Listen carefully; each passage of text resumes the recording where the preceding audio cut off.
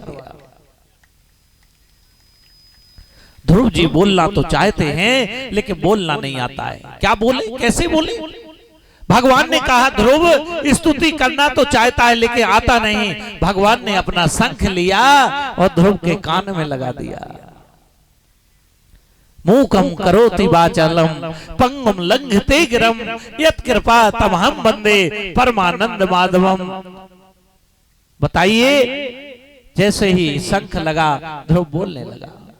मीराबाई कौन सी पढ़ी लिखी थी, कबीरदास जी कौन से पढ़े लिखे थे, लेकिन जब उसका दिग्दर्शन होता है, उसका सानिध्य प्राप्त होता है तो मूक भी बोलने लगता है, वाचाल हो जाता है। मूकम करोति वाचालम पंगुम लंघते गिरम यत् कृपा तमहम वंदे परमानंद माधवम। सूरदास जी ने कौन से स्कूल में गए? जाकी कृपा कटाक्ष से मूक होय वाचाल। ध्रुव जी की निष्ठा अद्भुत थी, क्योंकि ध्रुव का अर्थ होता है निष्ठा, ध्रुव का अर्थ होता है अटल। ध्रुव को वरदान दिया। भगवान ने कहा ध्रुव जी मांगे, आपको क्या चाहिए? बोले महाराज मुझे कुछ नहीं चाहिए, आपके दर्शन हो गए और इसके बाद मुझे क्या चाहिए? बोले नहीं कुछ तो लीजिए ध्रुव। बोले महाराज अगर देना चाहे तो, क्योंकि गुरु कह रहा है, भगवान कह रहा है, ठुकरा भी नहीं सकते। बोले अगर देना चाहते हैं तो यही दीजिए कि मेरे अंदर ये मांग ना उठे कि मैं आपसे क्या मांगू। मांग भी लिया और कुछ मांगा भी।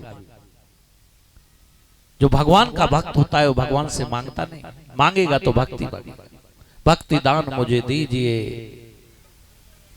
और कुछ नहीं, केवल भक्ति चाहिए।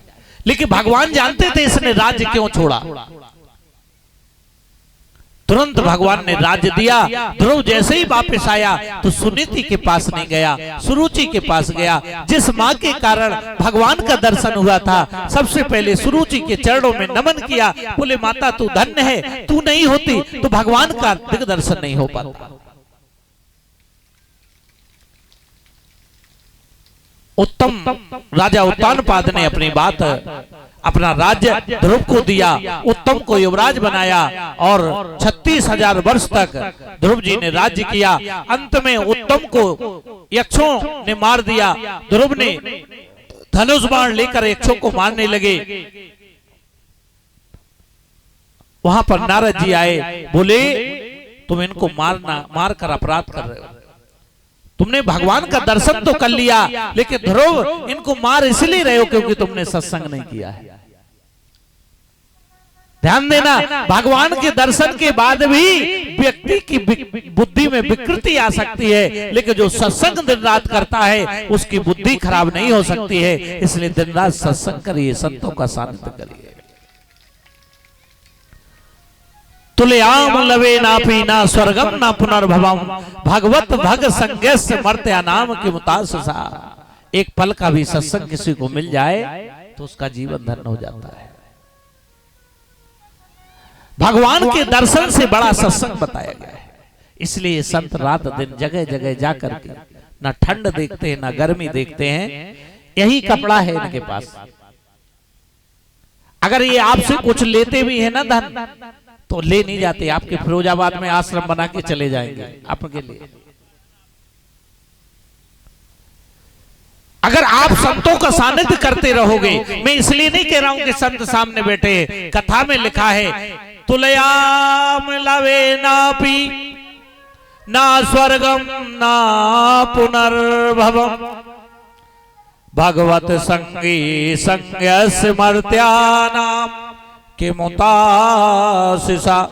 एक पल का सत्संग, तुलयाम लवे नापी, एक पल का सत्संग किसी को मिल जाए तो उस सत्संग की बराबरी कोई कर नहीं सकता है, कोई नहीं कर सकता। बोली वृंदावन बिहारी लाल जी की।